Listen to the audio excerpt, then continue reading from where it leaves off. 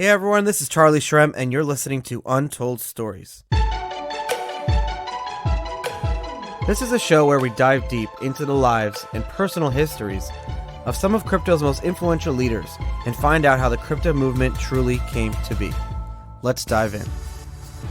It was during those years between getting arrested, house arrest, and actually going to prison when I had met my guest today, Michael Kimelman. Mike and I became very close friends after this meeting, but Mike had just gotten out of Lewisburg prison camp, the same prison that I was just about to go into. And when we met, he decided to sit and help me prepare for life inside prison. And we got to talking about his life, his background, and we talked about Bitcoin. And the year was 2015, and since that day, Mike became a Bitcoiner, Bitcoin lover, and all things cryptocurrency.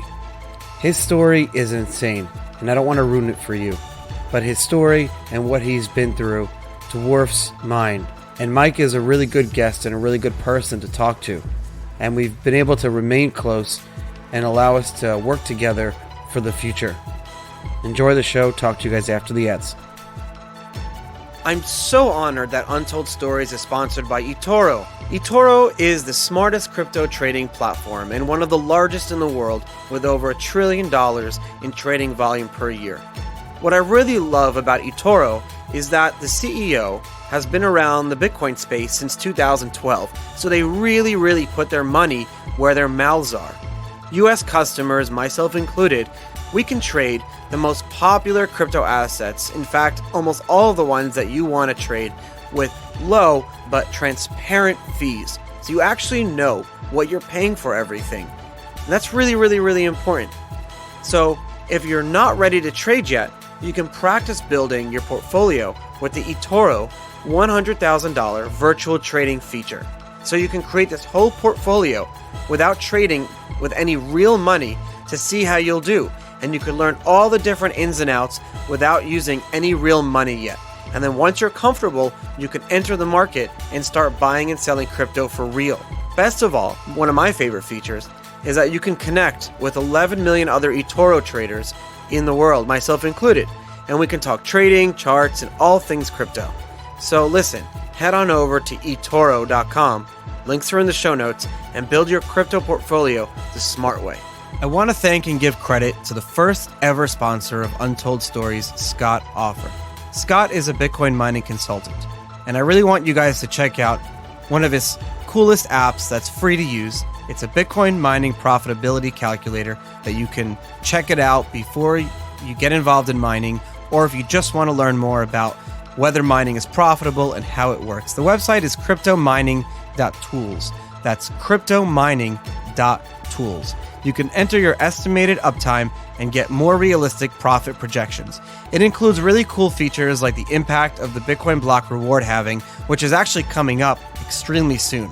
Their API allows you to embed profitability calculators and other live data directly into your own website, all for free. Also, if you're wondering which miner is the most efficient or has the best chance of breaking even, you should try out their interactive hardware comparison chart. So it's a hardware comparison chart, so you can compare all different types of miners for all different coins and tokens, and it's interactive, so you can play around with it. It's by far the best tool if you have any questions about mining, or if you want to learn more about mining. It's the best tool. You can check it out. As a mining consultant, Scott helps you make data-backed business decisions.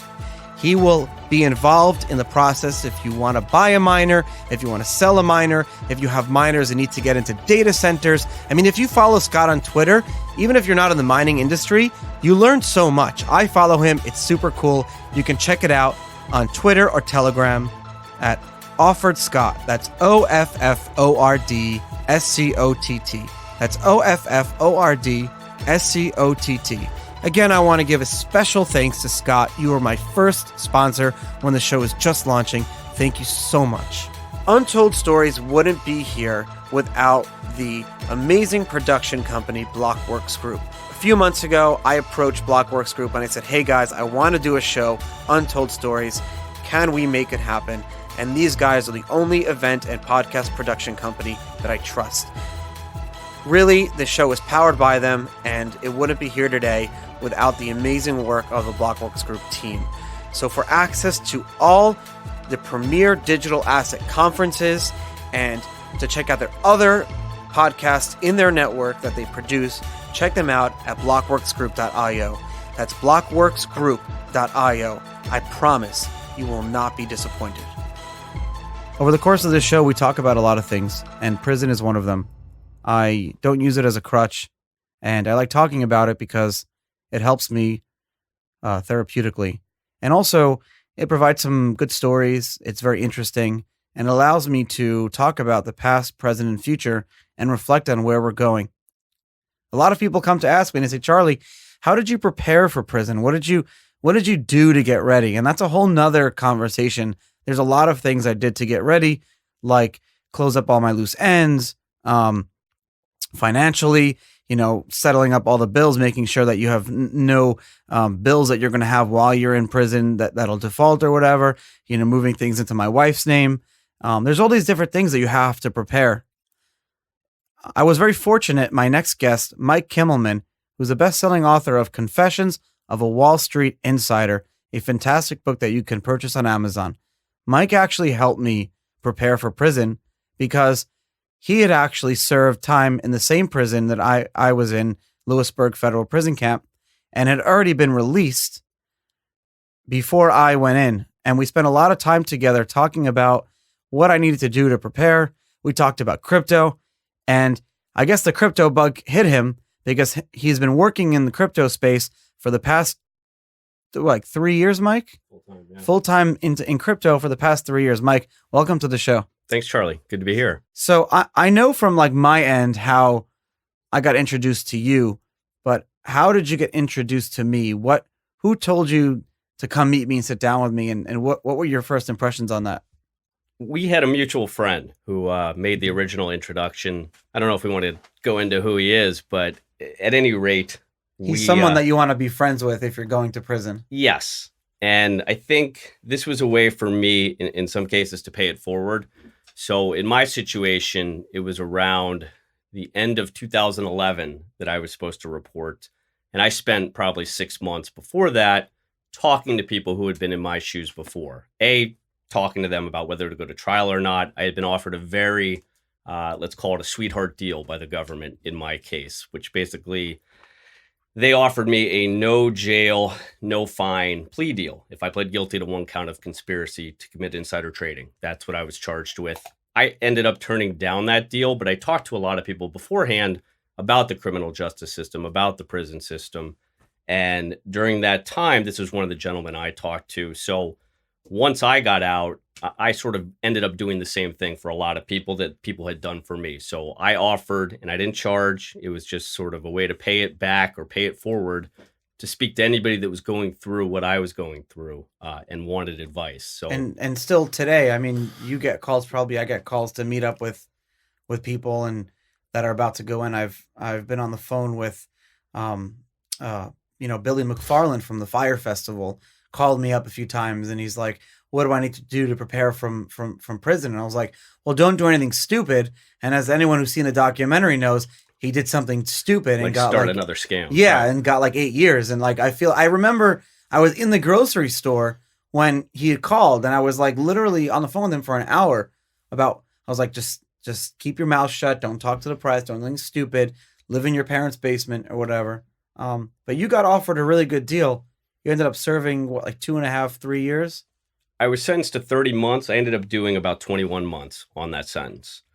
And, the deal was a very good deal had I taken it. But I just fundamentally didn't believe that I did anything illegal or wrong and decided to go to trial, not knowing, obviously, that the criminal justice system and a court case is very different from what I learned in law school, sure, and B, what you see on TV in Law and Order. In Law and Order, it's sort of this 42 minutes, you get arrested, you get investigated, you get tried, and you get sentenced. In reality, it's a glacial system, and it took 2 years before I even got my chance to defend myself at trial. I had one of the fastest systems. From the time I got arrested to the time I was sentenced was 11 months. Wow. And that's the fastest anyone has ever seen. And I'm sure the prosecutors and everybody else was probably a little bit shocked by it. Yeah. Well, the thing is that, you talk about illegal and wrong. Like, there's a major difference between, hey, what I did morally and ethically wrong versus is what I did illegal? Is there a law written somewhere that says if you do this, you will go to jail? Sure. And did you break that law? I knew from day one, after reading my arrest warrant and I knew that what I did was illegal. And so I immediately told my lawyer, like, I'm not going to trial. I can't afford trial. I would lose a trial, and let's just make a deal. And I guess I got lucky where the prosecution was dealing with the Silk Road case. They had a lot of other, and so my deal, they just wanted me for, to make it, they were happy that I guess it was easier that I wasn't fighting or wasn't going, to jail. And I admitted my mistakes, but, in those types of situations, you often are trying to just make the least worst choice that you can make. There's no good choice. Right. So, I mean, was it such a hard-hitting thing for you when you lost a trial, and they coupled you with a lot of other people who had committed a lot of really bad things, and you were coupled with those people. You didn't even get your chance at your own trial, which I think is wrong in a sense. Yeah, I mean, the government's very effective at winning these cases. And that was sort of my fundamental bad handicapping on that front, is the federal government wins 97% of their cases, wow, whether by plea or by trial, which is itself a statistic that should sort of leap off the page and give you pause. I mean, I don't think anybody would buy tickets to a sporting event if one team won 97% of the time. So it's indicative that there are a lot of prejudices within the system that favors the government. And without really understanding those, and I think obviously minorities in our country have understood this for a while, but I think most people are only just now realizing in the last 4 to 5 years how fundamentally flawed the system is. And there's a big movement, including in our president now, to change how the justice system works. And I think crypto will fundamentally change a lot of the unfairness in that. And we talked a little bit earlier, and that's very interesting because, it's supposed to be innocent until proven guilty. That's like you're born and you read your textbooks in high school. Our justice system is the best in the world. The courts, you're innocent until you're proven guilty. But it's not the case. You're guilty almost from the minute that you're arrested. You're perceived as guilty. You're on pretrial release. There's a bail hearing. And then you're like having to defend your innocence, which it should be the government or whoever's prosecuting you having to defend your guilt. It should be the opposite. And some of the ways that they make your life very difficult is by seizing your assets and making it very difficult for you to actually live. And it's almost like having their hands around your neck, and crypto can change a lot of that. How did that happen to you? So that's a great point.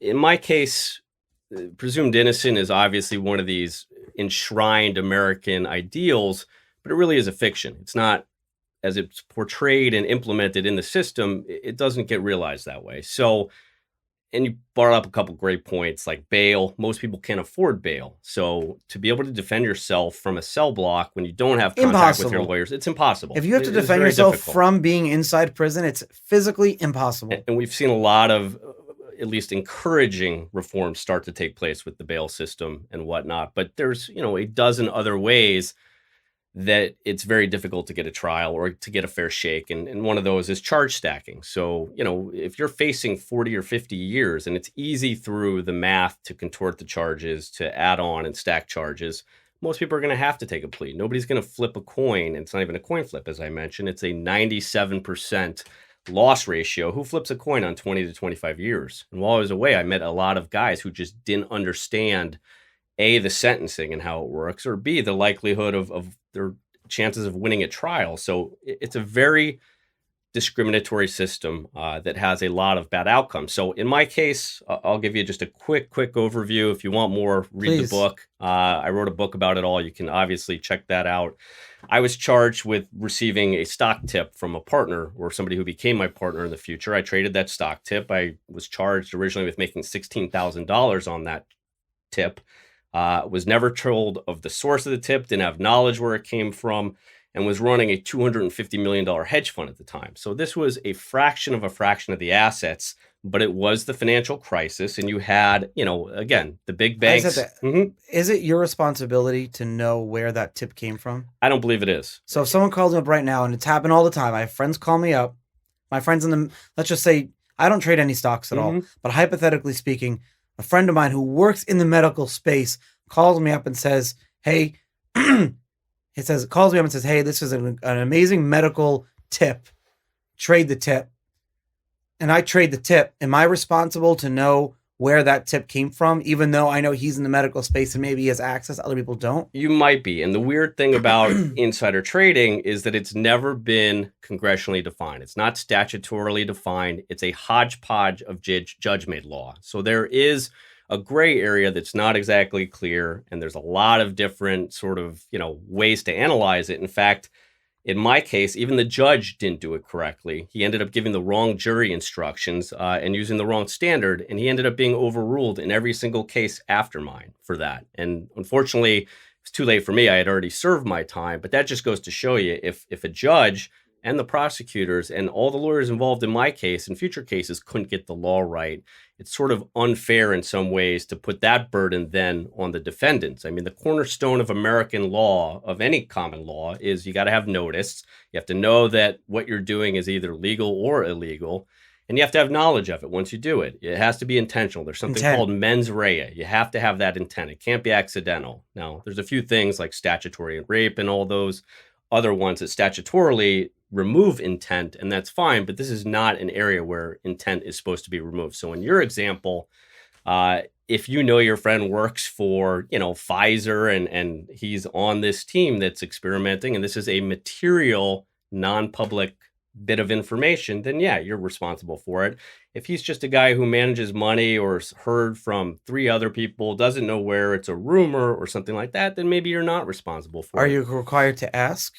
Yeah, I mean, you're supposed to ask. It's not supposed to be something, you're not supposed to bury your head. And that's when the government knew they couldn't prove knowledge on my part, they went with what's known as sort of a willful blindness analysis. And the judge let them substitute knowledge for willful blindness, even though my partner was at best a grifter and who was saying that the source of these tips was just coming from another hedge fund. It's never been the responsibility to say, all right, I need to speak to the person at that hedge fund, find out where he got it from, and go down this long chain. And in certain cases, it was 5-6 people away.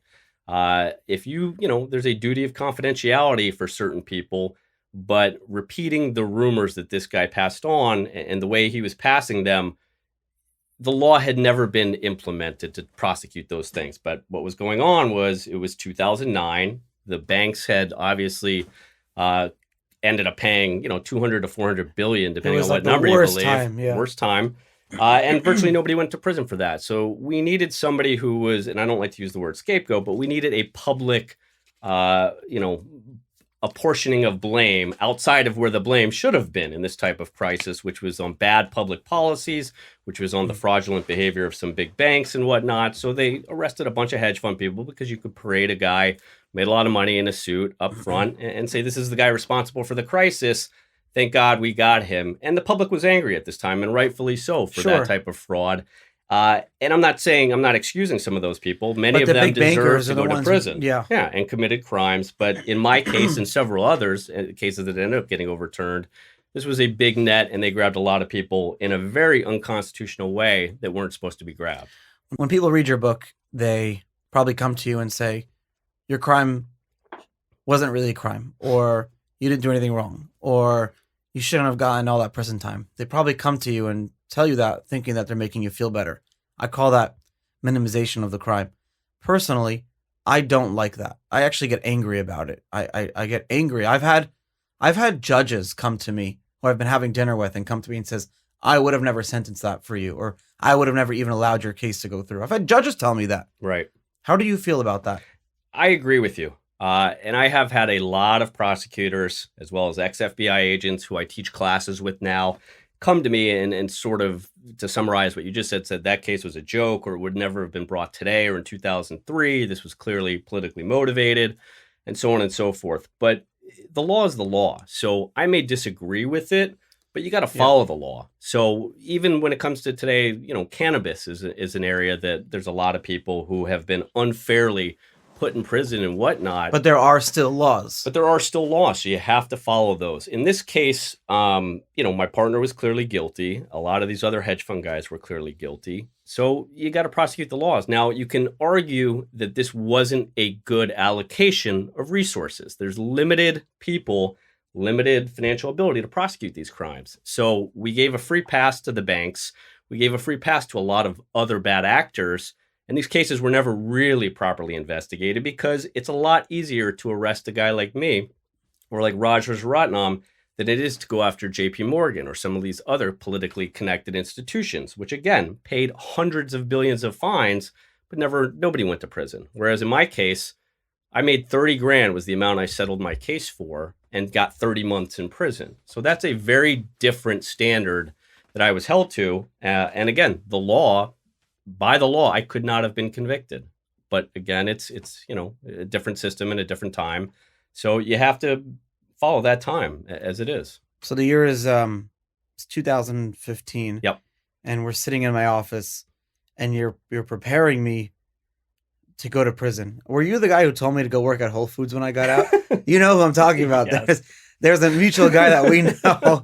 He told me who told me we should go work at Whole Foods when we get out because they hire felons. But you laugh, but like here we are in like the ultimate crypto bear market. It's 2015. Yep. And I'm about to go to prison for 2 years. And I'm like, crypto may not exist when I get out. Bitcoin may not exist. What am I going to do for money? What am I going to work? And that was a real fear I had. Did you have that fear when you came out, while you were inside? Yeah. I mean, look, I was a lawyer, a CFA, chartered financial analyst. I had all types of securities licenses. I had worked for one of the big law firms out there, ran my own hedge fund.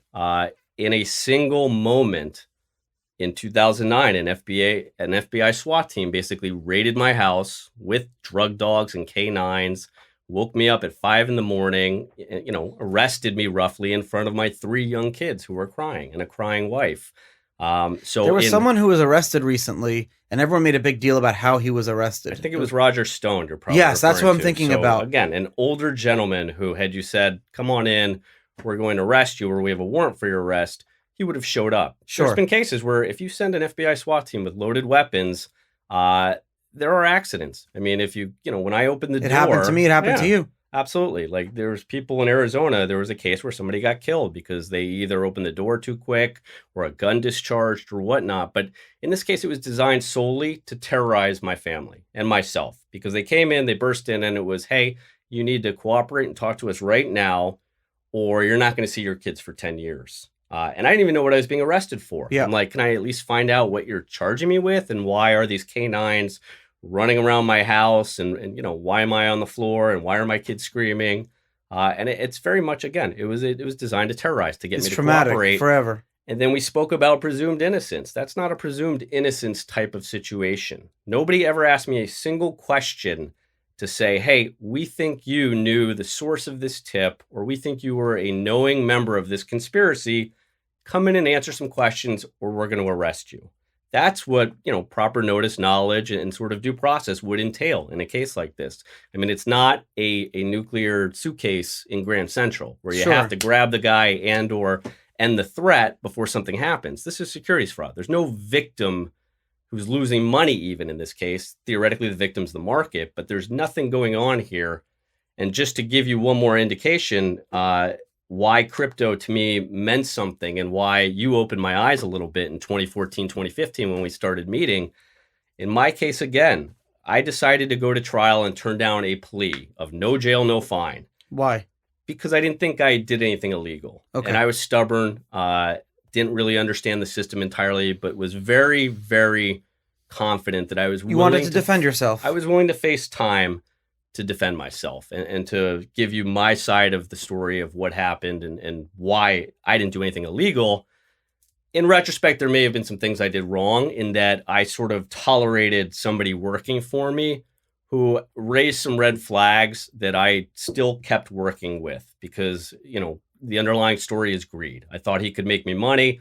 I thought he was a smart guy. Sure. I knew he had some personal flaws. I didn't think it extended to the point of him trying to bribe a lawyer or doing some of the other things he was accused of. But either way, when I turned down their plea, the government, turned up the heat, which again, very extra constitutional. So they sent agents to follow me. They shut down and froze my accounts. So my bank accounts were closed. I wasn't able to get the money then out to defend myself, to hire, the legal counsel or make the moves I needed to do. They canceled my credit cards. They shut my wife's business accounts. And she was the only one at the time now working to put food on the table for our children. So think about that. Before a single trial or summary or anything else that took place. Sounds like the old Soviet Russia days, yeah. Very similar. I was closed out of the system. I mean, try paying your mortgage with a money order from CVS. It's not the easiest thing in the world. So at that point, that sort of was eventually the light bulb that went off with Bitcoin. I was like, so I thought the money I worked for my whole life was my money. I thought because I had it in an account at TD Bank, it was my money. And then, you try to call TD Bank and say, well, what happened? And, go through all the legal channels. But no, that money's not yours if somebody else can shut it off at whatever whim they have. So that was the basic light bulb for me, where crypto and Bitcoin became really interesting, because you understand it theoretically, but when it happens to you personally and your family and everything else is involved, it really hits home. eToro is crypto trading made easy. It's one of the largest and smartest trading platforms in the world, with extraordinarily low and transparent fees. Join myself and 11 million other traders and create an account at eToro.com. Links in the show notes, and build your crypto portfolio the smart way.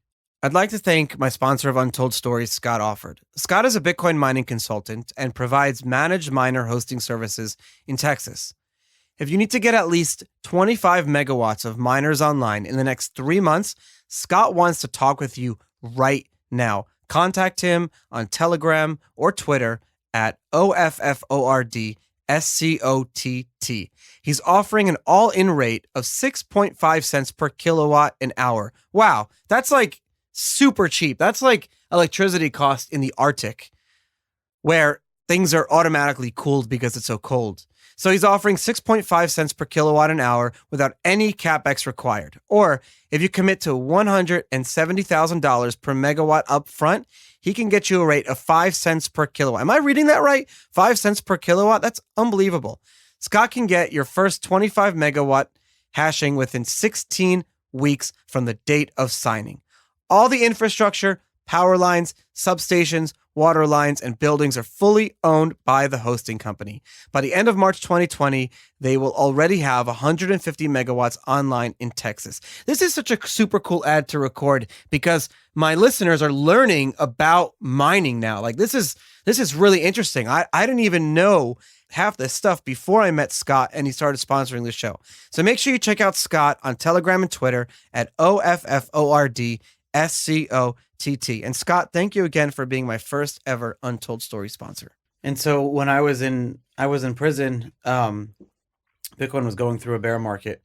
And then as I was getting ready to be released, it started getting into more of a bull market. Had you been paying attention the whole time and started seeing this, like, oh, maybe this kid knows what he's talking about a little bit? Yeah, I mean, look, as a traditional markets guy, when we first started talking about Bitcoin, my general response is probably the response of most people still today. It's like, the government's never going to allow this to happen. They're going to shut this down. How can they allow people to control their own money? I think to some degree, it's been the frog in boiling water theorem. What's that theory? I never heard that before. So if you drop a frog into boiling water, he'll jump out. He'll understand that this will kill him or it's not good. If you put a frog into warm water, he'll think it's a bath. And if you slowly turn that heat up to the point where it's boiling, it'll kill him, because he'll never have that sort of emotional, physical reaction of, hey, I need to get out of here. So you're slowly tightening the noose. So it's the slow tightening of the noose. I think the government in the beginning thought, oh, this is kind of a curious thing, and it's really just not going to ever be something that's going to change the world or that's a threat to the existing infrastructure. And I think by the time it's permeated so far and infused nearly every part now of the globe, I don't want to say it's too late because this is something we could talk about later. I have a lot of fear that there's a ton of complacency in the Bitcoin community and in the crypto community that, hey, it's too late. The cat's out of the bag. They can't shut this thing down. But it does have a lot of corporate backing now. And there's a lot of other countries where it's become, it's become critical to the survival of the people. Sure, it's become critical to the survival of the people in Venezuela and other places. But I agree with you. I think that to get cocky and think that we're here we are in this amazing payment system or alternative financial system and we're untouchable is a very bad thing to think, because I still think that in one fell swoop, any government, especially like a Western government like the United States or the European Union, could come in and just shut it all down if they wanted to, really, really, really badly. And there's a number of ways they can do that. And yes, in order to shut down Bitcoin, you'd have to shut off every computer on the internet. But what they could do is not shut down Bitcoin as we know it today, but they can make it effectively impossible and or illegal to hold it or use it and transfer in and out of it with dollars, where it would go back to being an underground and remain this, these like one of these like political parties that are banned, So Right. Yes, the political parties exist, but they're banned and they'll never be in government. They're marginal actors that don't have any real influence. Exactly. And that could potentially happen. And Satoshi saw that. Satoshi, when a lot of the early crypto people, we had said, hey, Satoshi, like we should get WikiLeaks to accept Bitcoin. He said, don't do it. He said, let's we're still too young. Let's not let the cat out of the bag and let's not do it. And of course, no one listened to him. And we got WikiLeaks. He said, it's gonna kick the hornet's nest. And we got WikiLeaks to accept Bitcoin. And that really changed the game of how Bitcoin was perceived. It was a very bad first impression or a very good first impression, depending on who you ask. Very observant. And I think you have a lot of people who are very cocky about it with, the honey badger and the Bitcoin obituary and nothing could touch it. And I agree with you. And it's not just a Western government. It's really the U.S. Let's call, a spade a spade. Sure. The dollar is the reserve currency. First of all, Europeans and some of the other countries, China's tried to ban it. It's not as, motivated by that. But the U.S. with the financial and intelligence structure, if they wanted to go after it and really try to ban it, it would be an issue. And I don't think Bitcoin has been tested by a sovereign actor of that caliber. I mean, maybe the North Koreans have tried to hack in, some other smaller rogue governments. But if you think about it, the U.S. is a whole different animal. So, and I'll give you a personal story on this. When I got out of prison, what people don't understand is then you go on probation typically. So I had a 3-year probation. And sometimes you have a good probation officer. Sometimes you have somebody who's maybe not so good. Mine was very active in what I was doing, which was not a good thing because, again, you have a person who doesn't really care about you making critical day-to-day decisions for you based on her or his worldview. And it's a very, regulated, government-friendly view. So this is 2015-ish, I believe. Bitcoin was around 250. And I bought a nice amount in the 250 range. Maybe it was lower than that, maybe 220, 230, because it had hugged that 250 for a while, looked like it was basing on a chart. And I said, look, if this thing can get above 250, 270, stay above there, it's going to be a breakout. So bought a chunk. On probation, you have to reveal basically everything you do to them. So you have to file monthly financial statements. You have to, in some cases, if you spend more than $500, you have to tell them where you're spending money. So remember, I'm a 42-year-old adult with 3 kids and everything else. And if I want to spend $500, I need permission from, someone who's never really had a job in the private sector, who doesn't know me or my, situation, who in fact told me the first thing she said to me the first day we met was, I think it's a disgrace that your kids came to visit you in prison. And I think you should get back together with your wife. Wow. And, my reaction to that is like when you get, it's the same as in prison. When somebody of authority that has absolute say over your future and your well-being tells you something, if you disagree, you sort of nod your head and politely say, okay, I agree with that, or I respect that. You don't argue with those people because there's no ability to, try to persuade them or to have an outlet for it. So those were the 2 things she told me. And I said, look, I think, the fact that my kids were able to see me, it's not like they had to hop a gate and dodge Yeah. past a rifle tower to see me. It was a visiting section. The visiting rooms are not like bad. They have like little kids' toys and TVs vending machines yeah. and all that. It's like a little kindergarten. I've seen Right. preschools that are in worse shape than those visiting rooms. And my wife was the one who served me while I was away. So it wasn't, my decision, but I said, thank you very much for the advice. Mind you, this is advice coming from an unmarried, childless person. But either way, I had to reveal to her that I had bought Bitcoin, just like I had to reveal to her eventually later that I had made an investment in a CBD company. And her response was, without knowing what Bitcoin was, really, other than maybe an article she saw on the news somewhere, was, if I hear you're even remotely doing anything in that sector, buying it, touching it, writing about it, anything else, I will send you back to prison tomorrow. Wow. And it was not let me explain to you why it's allowed, and here's the Treasury ruling. It was end it. What happened? I sold. I mean, I had no choice. I wasn't going to risk going back to prison. So that goes to your point where if the government actually did a frontal ban or assault, all these people in San Francisco or Austin or everywhere else who are these Bitcoin libertarians, 98% of them would not face a 10-year prison sentence or real jail time. 99% of them would be shaking in their boots the first night in a holding cell. And would liquidate. Certainly all the big tech people would be, out. Sure.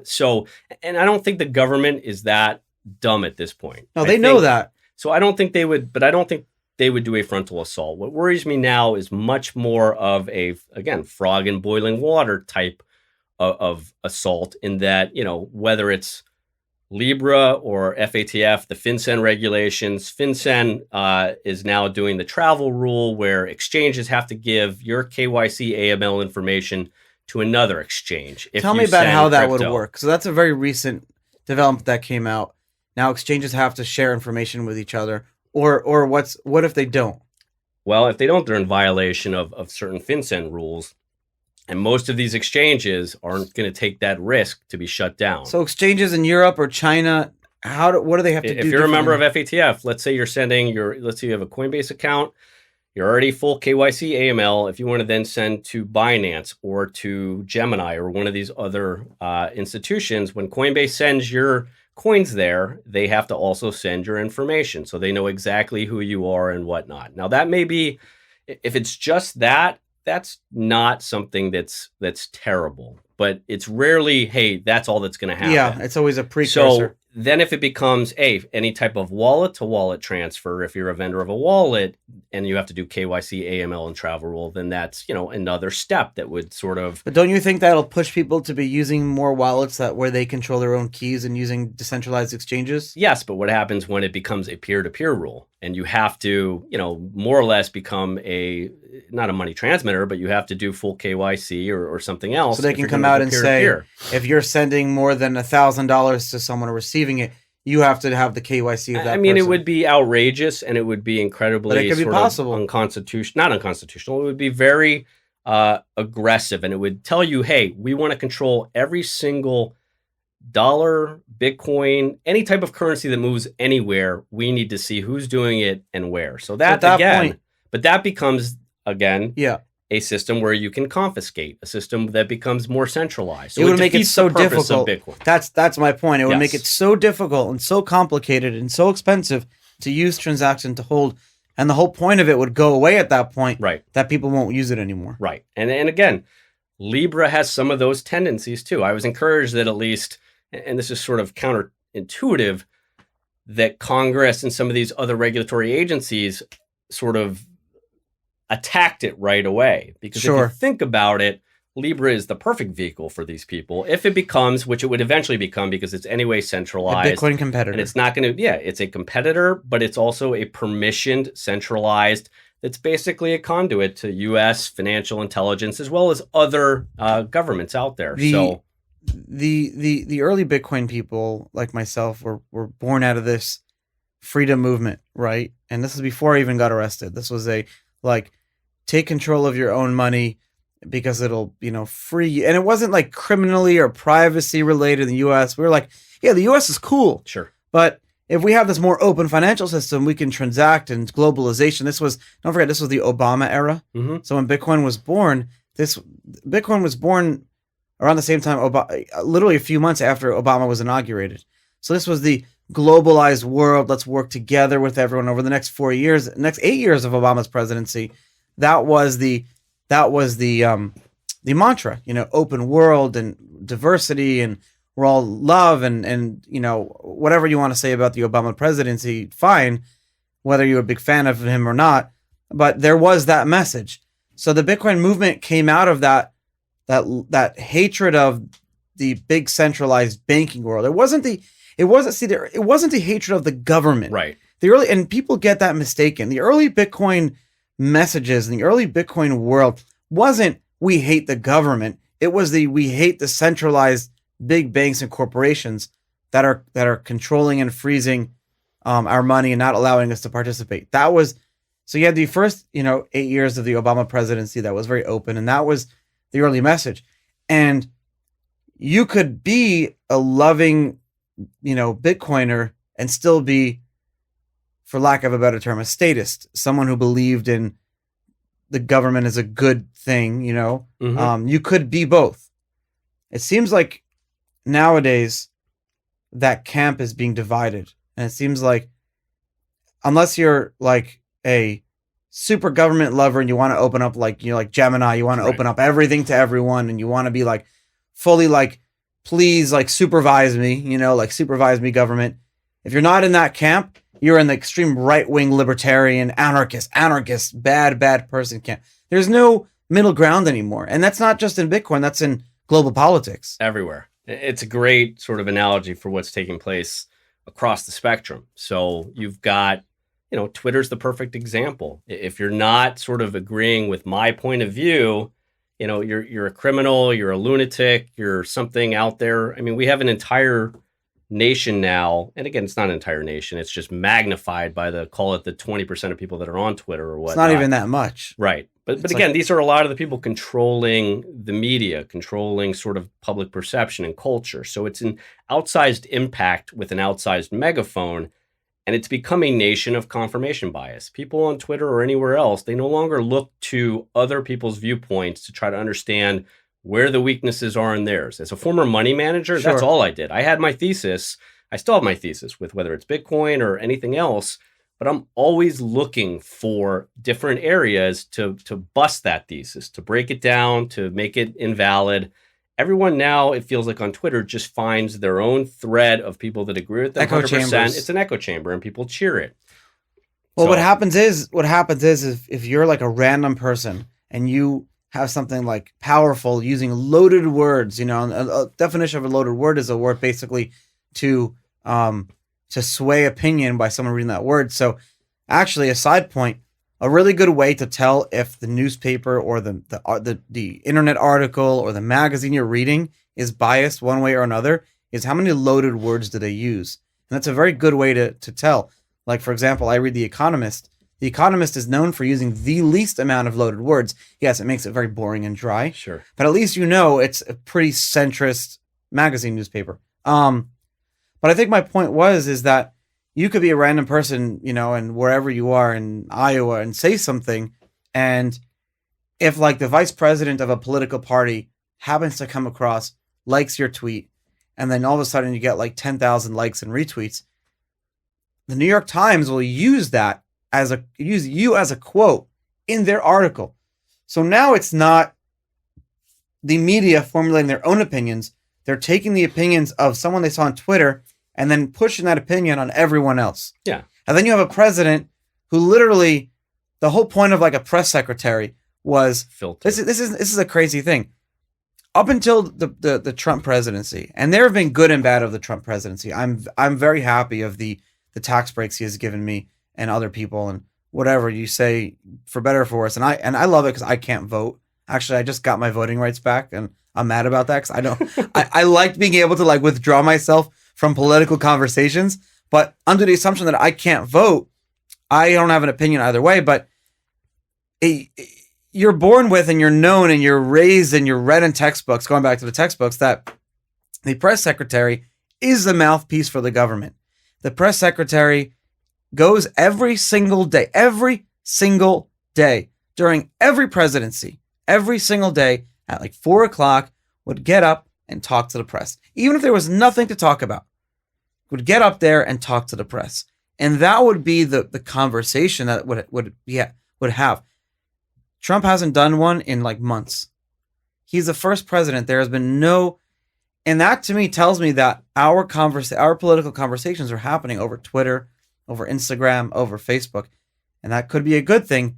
That could also be a very bad thing. Yeah, no, it's, again, technology is changing all these things. And I don't think we understand entirely what the effect will be. You have these, and this goes towards Bitcoin. If Bitcoin's free money and you're entitled to own your money and own some of your privacy, you have these what have become really monopolistic, almost quasi-governmental entities like Twitter and Facebook and Google, who control platforms, who control access, and they've shown to be bad actors as well. So, are you going to trust Facebook with Libra if you can't even trust them to have your account where you can say things that they may not agree with? I mean, but we do. We trust these. When Libra came out with that chart of all the companies that are going to be the validators, these are Visa, MasterCard, blah blah blah. We trust those companies as another. You can almost look at them as like another government.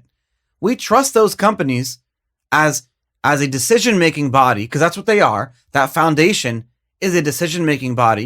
Each company gets one vote, so it's literally another kind of like government. As Americans and as global citizens, we trust those companies more than we trust our government. Is that a good or bad thing? I don't know if that's still the case. I mean, and we talked earlier about hating the government. No way do I hate the government. I have my skepticism and suspicions. But that's okay. You're allowed to. It is okay. And you're right. The banking system has been much more egregious than our government. But the banking system is a private actor, just like Facebook and Visa and PayPal. And those are private actors, unelected, who have the ability to flip a switch and shut you out of a system that now more and more people's livelihood depends on it. I mean, look at the YouTube and other areas, the demonetization that's taking place. I mean, speech is a lot less dangerous than money. I would tell people to use the dollar over using Libra coin. Yeah. I mean, I would say you're safer using the dollar. At least there's due process and there's a system for being able to unfreeze your accounts. Whereas if PayPal or Facebook Libra froze it, there's no due process. And I don't want to jump and have complete, speculation of what it will look like. I mean, they say it eventually will get decentralized and less central. Believe it. I don't believe it for a second either. But, you have to in some ways see how it plays out. But if they can flip a switch, which they do, to speech they don't like, how can you trust an entity like that to have control of your money? Like I said, speech is a lot less dangerous than money, in my opinion. And they've had the ability and haven't used their sort of, governance in a proper way. They've shut down speech. So if they're shut down speech, they're going to shut down money as well as, compromise your privacy and feed it into a giant database. But we'll see. They're saying some of the right things. And again, if it broadens the adoption of crypto, I mean, one of the reasons I started, a crypto newsletter and got into that space was to broaden the adoption of crypto, to show people who weren't, already in the space why this is a superior form of money, why it's better for privacy, why it's better for freedom and empowerment and everything else. The conversation is the most important thing, because information and money are the two freedoms in our day and age that we need to focus on the most. Those are the two. Information and money is everything. Our basic human rights are basically defined by the freedom of information, the freedom of money. That's why when there's a coup d'etat in a foreign African country, the first thing they do is shut off the internet and close the banks. First thing they do, even in Cyprus and Greece, Argentina, Venezuela, first thing they do to control people. They don't come out and say, yeah, there's a coup d'etat, you guys can't practice your religions anymore. I don't give a shit. Go practice whatever religion you want. It's you can't transact and you can't talk. Yeah. I mean, if you control the money, you control the population. And that's been lesson one in Venezuela, Cuba, you name it, any other type of socialist enterprise. And information is, again, it's getting free, which is amazing. Technology is amazing that it's enabled and will enable things like IPFS or other mesh networks so that Iran or Turkey or any of these other places you've talked about, Venezuela, can't shut down that internet. So as interesting as crypto is from the monetary viewpoint, it's super interesting as well, and technology from that informational viewpoint, because if you can't shut it down, I don't think anybody thinks the Middle East or certain other places, Venezuela, you name it, would be like they are today if there was the free flow of information. Does anybody think North Korea would be a complete hermit state if everybody understood what's going on out there? And again, that's hopefully a trend that will be more and more difficult to stop, but it also goes against the interests of government. Tell me about your first day in prison. First day in prison was, it was pretty brutal. It literally, when it comes to lawyers and everybody else, most people are motivated to either get you off at trial or negotiate the best deal possible for you. But after that, nobody really understands what comes next. No. And that includes judges, prosecutors, lawyers. I mean, if you wanted to have a better criminal justice system, and I've been active in reform for many years now, one of the things you can do is make judges and prosecutors and lawyers, go through it for a day or understand what it's like and how it sort of presents itself. So, they had no idea. I had no idea. That's why I talk to people as well. You show up, they kind of barely know that you're supposed to be there. Yeah, I don't know. I didn't get that. They're like, all right, sit down on the side. Right. They didn't have clothes for me, so they dressed me in like a 3XL t-shirt that was like down to my, ankles. Didn't have shoes, so they gave me socks. And he's like, the guy who does jackets isn't here right now. Go get some lunch. And I'm like, well, where's lunch? And they're like, go that way. You'll find it. So go to the sort of cafeteria. Mm-hmm. And it literally was like you would expect in the movies, like the DJ record stops and scratches as I walk in everyone's looking at you. A 4XL t-shirt, no shoes, everything too big for me, looking like a complete, deer in headlights, and walked in and the whole place turns and looks at you and you're like, wow, this is different from what I expected. And everybody, sort of said, oh, you'll go to a camp. Or do you remember what lunch was for that day? Security. I think it was the gray pork in a cup. Oh, I remember the gray pork in a cup. It's a little shaved pork in a cup. Literally, it's a shot glass of discarded gristled pork. And it's all like bony and cartilagey, and they give you like a piece of bread and butter. Yeah. I mean, it's that was the one I hated the most. Would be, if it was a private institution, would be condemned. It's either expired or it's not edible or whatnot. But I forgot about the pork in a cup. You walk in and it's also a very different, the inmate population was different than I expected. I don't know why. Everyone thinks it's all white collar people sitting around playing tennis all day. Those don't exist anymore. So Lewisburg, in case in point, it was about 500 people. There were about 200 black, 200 Spanish, 100 white, and maybe out of that entire population, 25 white collar people. Yeah, I mean, it was like a dozen or two. That just shows how endemic and ridiculous the war on drugs is. It's all drugs, probably 80 to 85%. And that was the first thing the intake guy said to me. He said, money or drugs? And I was like, I didn't know what he was talking about. I'm like, is he trying to give me or sell me, or am I going to get in trouble with, So I just looked at him and he's like, are you here for money or drugs?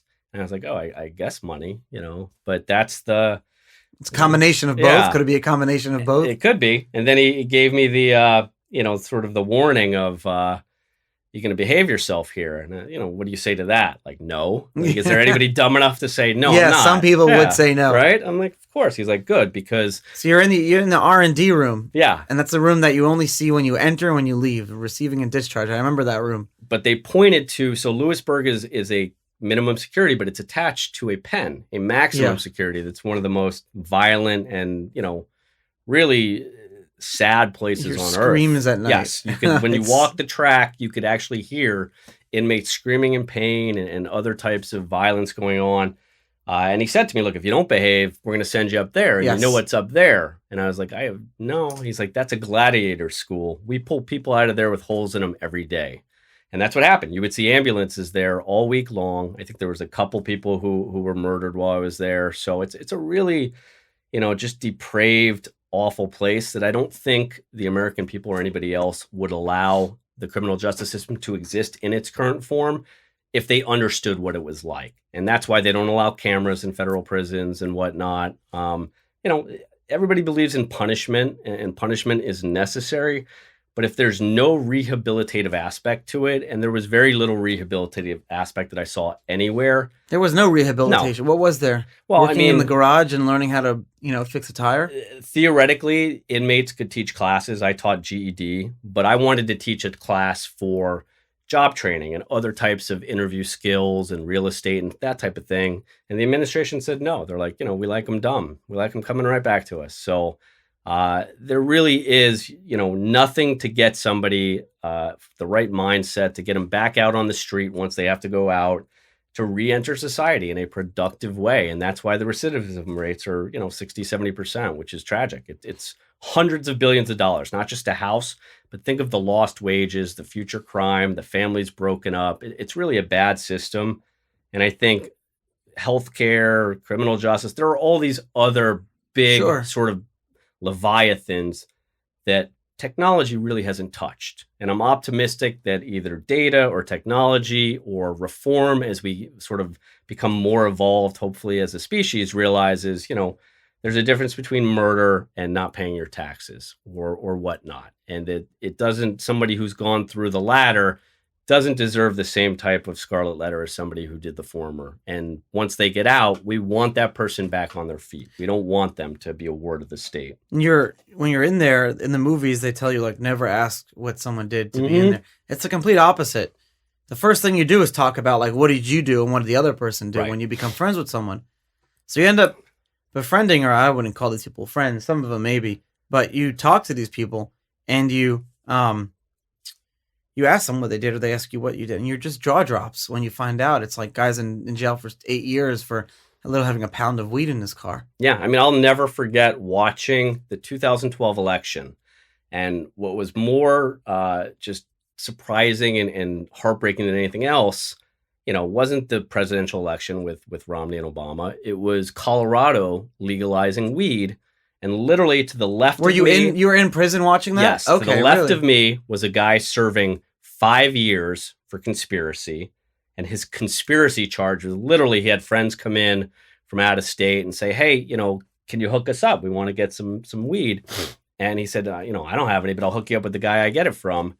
And of course, the guy who was asking was wired up because he had been busted somewhere else. And that became a federal, interstate conspiracy crime. Yeah. Just introducing somebody for that. Wow. And then the guy to the right of me was serving 10 years for growing plants in his basement. And because it took place in Maine, he had a rifle in his house like everybody else in Maine. And so it was a 5-year additional for a firearm. So 10 years for growing plants in your basement. And these two guys are sitting next to me watching Colorado legalize everything they just did and say it's okay. And this guy's got another 6 years in prison. And this guy's got another 3 years in prison. That's not a moral system. Isn't that crazy? Yeah. So that was sad. I put you on that bench. You sat on that bench, the brown bench, the first day. I never forget that brown bench. You sit down on the bench and a guy walks up to me and says, if someone puts candy on your pillow, don't eat it. And of course I ate it because I thought he was joking. I slept with my eyes open that first night. Yeah, there's a lot of, you learn in a very fast manner what the sort of rules are of prison. Respect. Yeah, and that's it. It's respect and humility. Don't get into people's business too much. But it's a fascinating microcosm too for the broader economic world. We talked about, they use mackerel as currency. Yeah. And the government or the administration, through their actions in certain ways, like the people who would run these black market soda and ice cream and, candy shops, occasionally they'd raid them and they'd confiscate all of their currency or throw it on the floor. And remember the story where there was a guy who had a couple hundred of them. Yeah. And so they basically debased the currency overnight by putting it out there. That's a crazy story that I tell, but it's so true. And these guys would literally charge one mackerel for a cold soda at night while you watch TV. It wasn't like black market that you think. That's the people operating these little stores in their units and their bunks. But it's the arbitrariness of government or prison or that administration where they allowed that stuff to happen until they didn't. So I don't know if you remember, but in the lunchroom, it said, do not take milk out of the lunchroom. I remember do not take food out of the lunchroom. You can't take food and milk out. And people did so it. So everybody would walk right out with an apple. If you're eating an apple, you were allowed to go outside. You could take a milk carton outside if you were drinking milk. And 99 out of 100 times, never an issue. 999 out of 1,000 times, never an issue. But if you had a guard who got in a fight with his girlfriend or had a bad day or whatever, you open yourself up to, obviously doing something, technically wrong and having to pay a pretty steep price for it. The hardest part of prison is that you could be breaking a rule at any given time and not know it. Right. Anything you're doing wrong, you just don't know if you're doing something wrong or not because you're just trying to live your life. But there were so many, there were rules that you couldn't read. In RDAP, you couldn't read fiction before 4 p.m. Right. You couldn't sleep before 4 p.m. Right. So from the hours of 8 a.m. to 4 p.m., you couldn't take a nap. You couldn't read books that were fiction. It was all these arbitrary things. So we had a guy sent to the hole for challenging that in a interesting way. Really? That he was reading the Bible. Oh. And everybody, at least the guards, are fairly religious there, at least on the surface. They pretend to be religious. They may not always be moral. And I'm generalizing. There were some really good ones, yes, who I thought were decent people. And then there were others who were, again, very unhappy and punitive. Power hungry. Yes. I mean, there was a guy, you know who I'm talking about. He was basically a drunk. Yes. Who in the visiting room, you were allowed to sort of bring some toys for kids or books. And my son once, who was about a year and a half, had a McDonald's Happy Meal car and was just playing with it on the table. And he came by and literally grabbed it out of his hand and just snatched it and, accosted me. Son's hysterically crying. The other 25 visits, nobody ever had a problem with anything. But he had a bad day, and that's, he took it out on a 1.5-year-old kid. I mean, what happened with the Bible guy? So he said, this is fiction and I'm reading it. And, it wasn't even a long debate. I think it was like around 2.5 minutes before it was put it away or else. And he said, well, I'm allowed to read fiction and this and that. And he said, boom, you're gone. Right in the hole. Never came back. Never came back. No, I mean, you have people who, and that's the appeal factor. It felt like the old communist Russia. You'd have friends, and it happened to me too. Middle of the night, they come in, they're banging the light, the flashlights on the poles, and then all of a sudden you hear ruffling, and then your friend gets pulled up from his bed, and you never see him again. Gone. And it's like the Third Reich. That's the scary part. I mean, we laugh about it now a little bit because we're past it, but these are real people whose lives were upended, and we have already, friends that are still in there. Yeah. So it's not a great system, to put it mildly. What's the future for crypto? What does that look like 5 years from now? I think it's more uncertain than most people think. Really? I think you have the two camps again who are, on one side, it's this stuff will never be worth anything. You'll never replace the dollar. Everything else is fine. And then on the sort of, crypto side, it's inevitable. You can't stop Bitcoin. You can't stop the adoption. It's a superior form of money. And it is in every single way, mathematically based. It's, disinflationary. You can't print it out of existence. It is superior in every single way, but it is fundamentally conflicts with the desire of banks and governments to control and to basically say, we have approval of transactions is what people want. So I hope, my ideal would be that this reckoning, this conflict head to head doesn't happen soon, because it is, again, to use the analogy for the third time, the frog in boiling water. At a certain point, there's going to be enough people that understand it, that own it, that Bitcoin will become sort of a self-propelling economy. You'll have lobbyists like they do with traditional finance and everywhere else. And you'll have groups that will plead and lobby and try to maintain the ability to use it. Now, again, the hardcore people will say it doesn't matter. You can't stop it. And that may be the case. But again, and I'm biased, obviously. I have this argument with a lot of people in the community who say nobody can do anything to stop it. The government can never do it. But as somebody who has felt the full brunt and force of the government, again, I will go back to if They want to say 10 years Sure. for anything, just like they've done in the past with gold and other instruments. If it becomes something where, don't think that in a year or two that Iran or somebody, if there's a terrorist incident, and it's been funded by Bitcoin, whether it was funded or not by Bitcoin, the sort of public story is going to be Bitcoin or crypto enabled this. And then it'll be the Brad Sherman story of how can we allow it for criminals or terrorists or whatnot. It has to be totally regulated, KYC, AML. And that's when you have whether it's Libra or these other things that are sort of regulated. And they'll say that's a perfectly good substitution.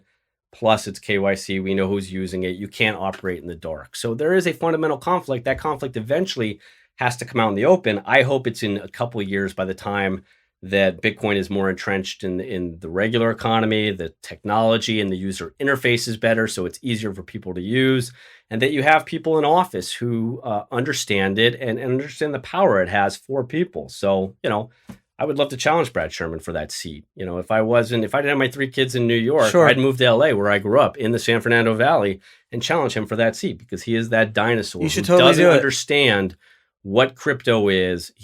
Why don't you do it though? It's about time we put a felon in Congress. If you could convince my ex-wife to move to LA with the kids, I would. My kids are still at an age where I need to be with them, Sure. And close to them. And so they're a couple years away from me being able to do something like that, but I would in a heartbeat and explain to people, this guy sort of came out and explained how we weaponize the US dollar and use it against other countries and people. And I think people are getting tired of that. I mean, it's a luxury we have that we can print to our heart's content because we are the reserve. Sure. But eventually that runs out. And there are a lot of people in this country who are angry and they don't know really what they're angry about. But they know they've gotten a raw deal over the last 20 to 25 years. And part of it is what the central banks have done with just destroying interest rates and taking them negative. Aren't they curious by how they used to be able to buy, even as 7, 8 years ago, you can go in and buy 2 slices of pizza and a soda and fries